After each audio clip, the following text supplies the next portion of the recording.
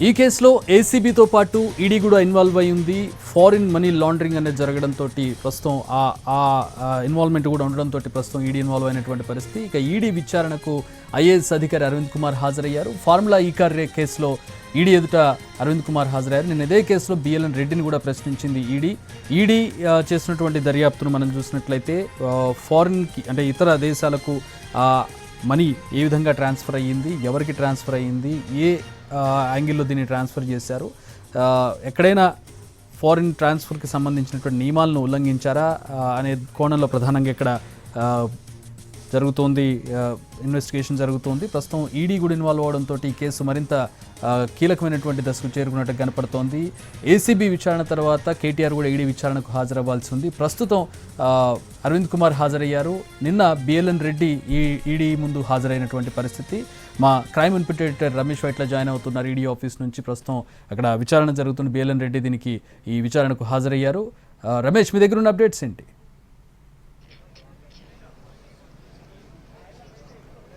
అయితే ఈడీ విచారణకు senior IAS అధికారి అరవింద్ కుమార్ ఇప్పుడే హాజరు కావడం జరిగింది. అయితే ఈ నెల 3వ తేదీన అటు ఈడీ విచారణకు హాజరు కావాల్సిన అరవింద్ కుమార్ తనకు కొంత సమయం కావాలని చెప్పి అడగడంతో ఈ రోజు హాజరు కామని చెప్పి కూడా ఈడీ అధికారులు చెప్పడం జరిగింది. ఈ మేరకు అరవింద్ కుమార్ కొంత డాక్యుమెంటేషన్ తీసుకుని ఈడీ ఆఫీసర్ల ఎదుట ఇప్పుడు హాజరు కావడం జరిగింది. నిన్న బిఎల్ఎన్ రెడ్డిని దాదాపు 9:30 గంటల పాటు అధికారులు విచారించారు. ఈడీ అధికారులు విచారించి స్టేట్మెంట్ రికార్డ్ చేశారు. దాంట్లో చాలా వరకు అన్ని విషయాలు కూడా తెలుసుకోవడం జరిగింది. అంటే డబ్బులు 55 కోట్ల రూపాయల డబ్బులను ఎఫ్ఈఓకి బదిలీ చేయడంలో హెచ్ఎండిఏ మాజీ ఎగ్జిక్యూటివ్ ఇంజనీర్ అయిన బిఎల్ఎన్ రెడ్డి కీలక పాత్ర పోషించాడు. ఆ మేరకు బిఎల్ఎన్ రెడ్డి నిన్న 9:30 గంటల పాటు అధికారులు విచారించి అతని స్టేట్మెంట్ రికార్డ్ చేశారు. అయితే అతని స్టేట్మెంట్ లో మాత్రం ఒకటే విషయాన్ని ఖచ్చితంగా చెప్పడం జరిగింది. తనకు ఎలాంటి సంబంధం లేదు, తాను పై అధికారులు ఇచ్చిన ఆదేశాల మేరకే తాను డబ్బుల్ని ట్రాన్స్ఫర్ చేశాను, పై అధికారులు చెప్పిన దాన్ని బట్టే డబ్బుల్ని ఫోన్ల రూపంలో యూకే ఫోన్ల రూపంలో మార్చి వాటిని ఫార్ములా ఈ ఆపరేషన్ కంపెనీకి యూకేలో ఉన్న ఫార్ములా ఈ ఆపరేషన్ కంపెనీకి పంపించడం జరిగింది. అంతే తప్పించి తన తప్పేం లేదు, తాను కేవలం ఒక మీడియేటర్ గా ఉన్నాను. అటు ఫార్ములా ఈ రేస్ కంపెనీతో పాటుగా ఇటు రాష్ట్ర ప్రభుత్వం సంబంధించి హెచ్ఎండిఏ తర్వాత అటు అరవింద్ కుమార్ మధ్యన ఒక చైన్ మీడియేటర్ మాత్రమే ఉన్నాను అని చెప్పి నిన్న బిఎల్ రెడ్డి చెప్పడం జరిగింది. అయితే ఈ రోజు అరవింద్ కుమార్ ఈ విచారణకి ఇవాళ హాజరయ్యాడు. అయితే అరవింద్ కుమార్ చెప్పే స్టేట్మెంట్ చాలా కీలకం కాబోతుంది. ఎందుకంటే డబ్బులు అసలు ఎవరు ఇవ్వమన్నారు, ఎందుకు ఇవ్వమన్నారు, దేనికోసం ఇవ్వమన్నారు, ఎక్కడి నుంచి ట్రాన్స్ఫర్ చేయమన్నారు అన్న విషయాన్ని కేవలం అరవింద్ కుమార్ కే తెలుసు. ఎందుకంటే బిఎల్ఎన్ రెడ్డి ఒకటే విషయం చెప్పాడు, తన పై అధికారైన అరవింద్ కుమార్ చెప్తే ఆ మేరకు నేను డబ్బుల్ని 55 కోట్ల రూపాయల డబ్బుల్ని అటు ఎఫ్ఈఓకి బదిలీ చేశానని చెప్పడం జరిగింది. కాబట్టి ఇప్పుడు ఇవాళ అరవింద్ కుమార్ స్టేట్మెంట్ అధికారులు రికార్డు చేస్తున్నారు. అరవింద్ కుమార్ కు ఎక్కడి నుంచి ఆదేశాలు వచ్చాయి, ఎవరు ఆదేశాలు ఇస్తే ఆ డబ్బుల్ని హెచ్ఎండి అకౌంట్ నుంచి ఎఫ్ఈఓ కంపెనీకి పంపని చెప్పారు. కాబట్టి ఈ స్కామ్ సంబంధించి అంటే ఈ వ్యవహారం సంబంధించి ఈ నిధుల గోల్మాల్ సంబంధించి ప్రధానంగా అరవింద్ కుమారే కీలక పాత్ర అని చెప్పవచ్చు. ఎందుకంటే అరవింద్ కుమార్ కి అటు కేటీఆర్ ఒక ఆదేశాలు ఇవ్వడం జరిగింది. ఏదైతే ఫార్ములా ఈ రేస్ కంపెనీ సంబంధించిన రేసు 2 ఏదైతే క్యాన్సిల్ అయితే పెద్ద ఎత్తున నష్టం వస్తుంది, రాష్ట్ర ప్రభుత్వం పరుగు పోతుంది. కాబట్టి వెంటనే డబ్బులు ఇవ్వాలి. ఇప్పుడు కంపెనీలు ఎవరు కూడా ముందుకు రావట్లేదు. కాబట్టి ఆ హెచ్ఎండి అకౌంట్స్ నుంచి ఆ డబ్బులు మొత్తం బదిలీ చేయమని చెప్పి మాజీ మంత్రి అయిన కేటీఆర్ అటు అరవింద్ కుమార్ చెప్తే అరవింద్ కుమార్ నేరుగా తన పరిధిలో ఉన్న హెచ్ఎండిఏ ఉన్నతాధికారి అయిన బిఎల్ రెడ్డికి చెప్తుంటే బిఎల్ రెడ్డి ఆ మేరకు 55 కోట్ల రూపాయల డబ్బుల్ని అటు ఎఫ్ఈఓ పంపించడం జరిగింది. కాబట్టి ఈ మధ్యలో ట్రాన్సాక్షన్ మొత్తంలో కూడా అరవింద్ కుమారే కీలక పాత్ర, అరవింద్ కుమారే కీలక సూత్రధారి. అరవింద్ కుమార్ కి మాజీ మంత్రి అయిన కేటీఆర్ నుంచి వచ్చే ఆదేశాల మేరకే డబ్బులు కింది నుంచి ఏదో హెచ్ఎం నుంచి పంపించడం జరిగింది. కాబట్టి ఈ వ్యవహారం సంబంధించి అసలు ఈ నిధుల గోల్మాల్ సంబంధించి ఎక్కడ అక్రమాలు జరిగాయి, ఏ విధంగా జరిగాయి, ఏడ బీజం పడింది అనేది తెలుసుకోవడానికి చూస్తే అరవింద్ కుమారే కీలక పాత్ర అని చెప్పి బయటపడింది. కాబట్టి అరవింద్ కుమార్ స్టేట్మెంట్ ఈ రోజు ఈడీ రికార్డ్ చేస్తుంది. నిన్న అరవింద్ కుమార్ ని దాదాపు 8 గంటల పాటు ఏసీబీ అధికారులు విచారించారు. ఏసీబీ అధికారులు విచారించినప్పుడు అదే విషయం చెప్పడం జరిగింది. తనకు పైనుంచి ఏదైతే కేటీఆర్ నుంచి వచ్చిన ఆదేశాల మేరకు ఆ డబ్బులు మొత్తం కూడా ట్రాన్స్ఫర్ చేసని చెప్పి కూడా అటు ఏదైతే నిన్న అరవింద్ కుమార్ ఏసీబీకి స్టేట్మెంట్ ఇవ్వడం జరిగింది.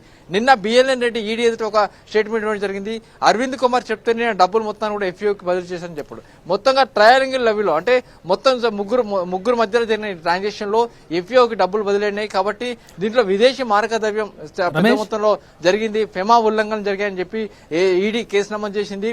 ఎందుకంటే రమేష్, అంటే ఈ కేసు అని కాదు, ఇన్ జనరల్ కేస్ ఆఫ్ వ్యూలో చూసినప్పుడు ఒక మంత్రి ఆదేశించారు, ఒక కార్యదర్శి దాన్ని అమలు చేయాలన్నారు, దాని కింద ఉన్నటువంటి అధికారి మరో బ్యూరోక్రాట్కి దాన్ని పాస్ చేశారు, ఆయన అమలు చేశారు. ఇందులో బ్యూరోక్రాట్స్కి సంబంధించి అధికారులకు సంబంధించి ఏ మేరకు శిక్షలు పడే అవకాశం ఉంటుంది? ఇన్ కేస్ గిల్టీ అని ప్రూవ్ అయితే, నేరం నిరూపితమైతే ఎవరి తప్పిదం ఏ స్థాయిలో ఉంటుంది, ఎవరికి ఏ స్థాయిలో శిక్ష పడుతుంది? ఇప్పుడు వీళ్ళు ఎక్స్క్యూజ్ చూపిస్తూ ఉన్నారు, మంత్రి చెప్పారు కాబట్టి నేను చేశానంటారు, అరవింద్ కుమార్ గారు చెప్పారు కాబట్టి నేను చేశానని చెప్పి బిఎల్ఎన్ రెడ్డి చెప్తారు. ఎంతవరకు ఇది ఎక్స్క్యూజ్ అవుతుంది?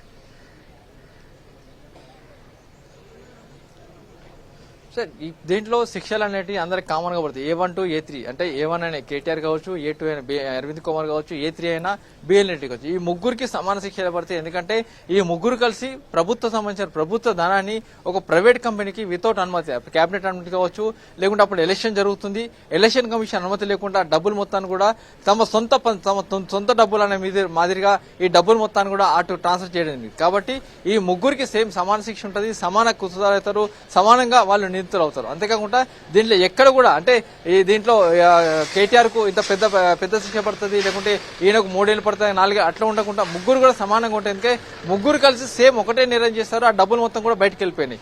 ఆ డబ్బులు కూడా పంపించడం మొత్తం ఫెమా ఉల్లంఘన, అంటే విదేశీ మార్గద్రవ్యం సంబంధించి ఫెమా ఉల్లంఘన జరిగింది చెప్పి ఈడీ ఇప్పటికీ దాదాపు రుజువు అయిపోయింది. ఎందుకంటే ఈ కేసు సంబంధించి 45 కోట్ల రూపాయలను యూకే ఫౌండ్ లోపల మార్చివేసి ఎఫ్ఏఓ కంపెనీకి పంపించినప్పుడు ఆ డబ్బులు మొత్తం కూడా ఆ డబ్బులు సంబంధించి మొత్తం చూస్తే ఫెమా ఉల్లంఘన జరిగిందని చెప్పి ఇప్పుడు ఈడీ గుర్తించింది. ఆ మేరకు ఫెమా ఉల్లంఘన నేపథ్యంలోనే ఇప్పుడు అరవింద్ కుమార్ కూడా విచారించబోతున్నారు. అరవింద్ కుమార్ను విచారించి ఫెమా ఉల్లంఘనలు ఏ మేరకు జరిగాయి, ఎలా జరిగాయి, ఎవరు అనుమతి తీసుకున్నారు, ఎవరు అనుమతి తీసుకోవాలనే విషయం కూడా తెలుసుకునేందుకు ఇప్పుడు పూర్తి స్థాయిలో కూడా అధికారులు అయితే విచారణ జరుపుతున్నారు. All right, thanks for the updates Ramesh.